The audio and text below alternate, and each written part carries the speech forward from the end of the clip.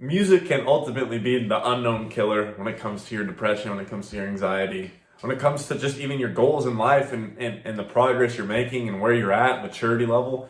Music is such an underlying cause of things, and it's an unexpected one that most people don't understand or would even realize or guess would be a reason for any of these things, right?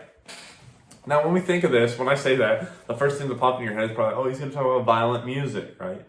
Violent music, like hip-hop.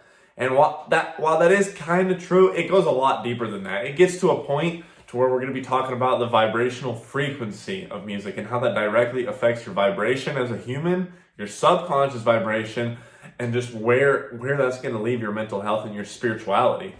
I, like a lot of people, like most of the world now, has been listening to hip-hop since I was a young kid.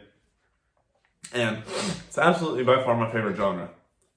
But I've had to come to realizations, and I've had to come head on with this, that it does and has in the past affected my mental health. Like, absolutely. When I was in middle school and high school, all I listened to was the violent rap, the gang rap, the drill rap, like all of this stuff. And the only thing in my mind was, first of all, objectifying women. When you listen to this music, I mean, it's kind of just something you grow into. Like, you grow into the music you listen to. You start to embody the personality of it. If you listen to a lot of country music, you're going to, be more country. If you listen to a lot of rock music, you're going to start dressing like a rock star. Now, this isn't always true. This isn't always the case, but usually this is how it goes. It's just how we're wired as humans. So if we're listening to hip-hop music and rap music that's talking about gang violence, shooting people, selling dope, selling drugs, cooking in the trap house, things that almost all rap songs talk about, what do you think is going to be on our mind all day? And like I've talked about in a lot of my previous videos, is watch your information diet. And if this, especially most of us listen to music all day long, at work, at the gym, even fucking to bed, you know what I mean, in the shower. Like, music is on the way to work, on the way home from work. Music is never out of our sight. So if we're always listening to this music and it's always attaching onto our subconscious and it's just floating in the background and there's no good content to it, and it's taking a lot of space, especially like when you get a song lyric stuck in your head, that's the only thing at the forefront of your consciousness, is that fucking lyric. Then there's dire consequences bound to happen. And I'm not telling you to abandon music. I'm not going to be that fucking prude guy who's like, oh, don't listen to music, hip-hop bad for you. I mean, how could I be the one to talk? I still listen to hip-hop. It's my absolute favorite genre. But you have to be able to discern and understand that what you're listening to, lyric-wise, most of it is garbage, and you shouldn't take those lyrics and let them affect you. If you have the awareness and the discernment, it's not really that big of a deal. Now, I used to fall back into the bad habit of listening to music all day long while I was at work, while I was at the gym. Like, I just had to always be listening to something. And I felt like that was more of an issue for me than the content of the music itself.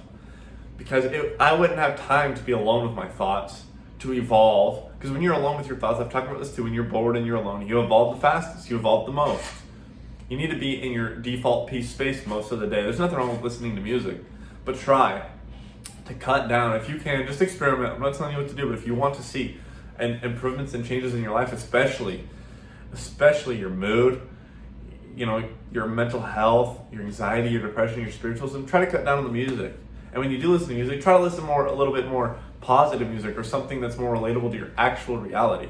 And just watch the changes. Like, you don't have to forever leave the music. You don't have to abandon a certain genre. I'm not going to abandon hip-hop because there's artists that I know that talk about really valuable things. But I still listen to that shitty content music, right? With zero content, it's just negative. I still listen to it, of course.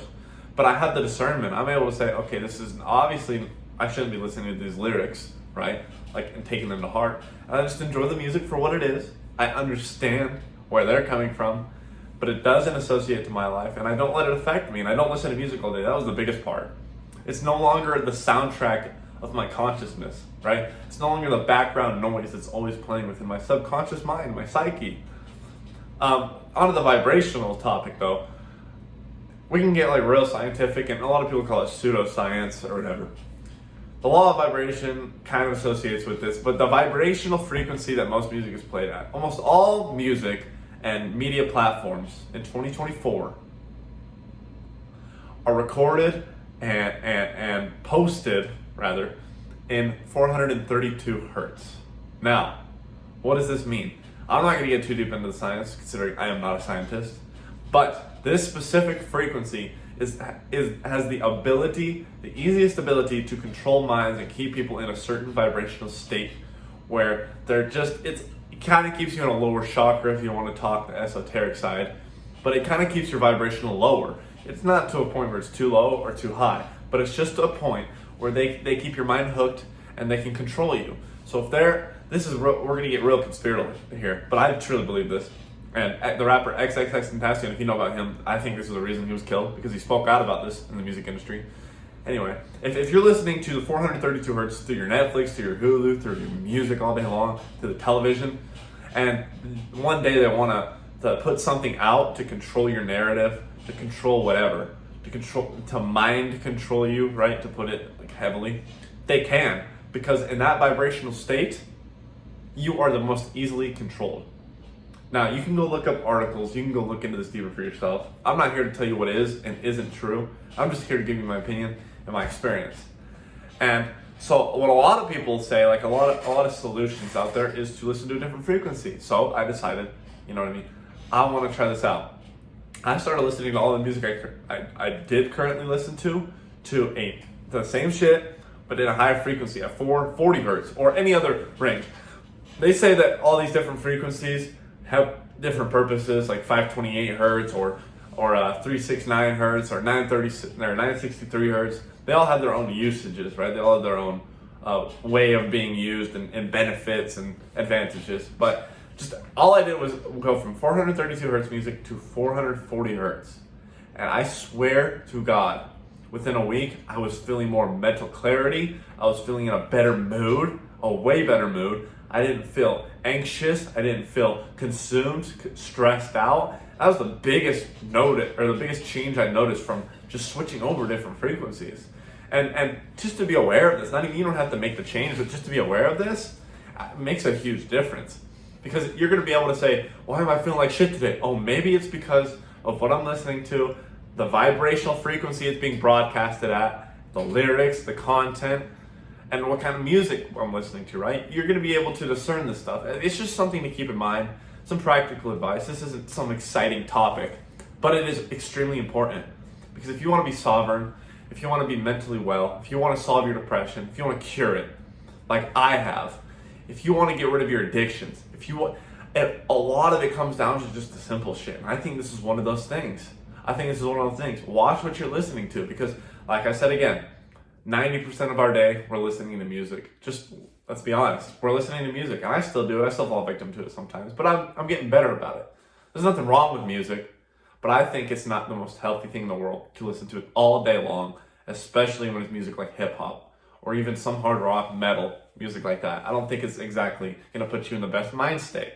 I'm not saying it's to control your mind, it's the devil. I mean, I'm not here to play those kind of games, or those kind of theories. I'm just here to tell you the mental side, right? The esoteric-ish stuff. It's not going to put you in the best mood, like mind state or mood, right? You can experiment with yourself and see if this holds true to yourself. Just something to think about. Be aware of what's happening in the world, what is projected into your reality, and keep your spirits and minds right. If you guys are interested in my online coaching group, where there's other people like you in there, one-on-one coaching offered as well, and just some other information. Just learn about yourself, be part of a community. A lot more details in the link in the description below. That will be the first link. If you want to email me, my email will be down there as well. TikTok and Instagram links if you want short form content there as well. And if you guys enjoy, hit the like button, the subscribe button, hit that bell. I post daily.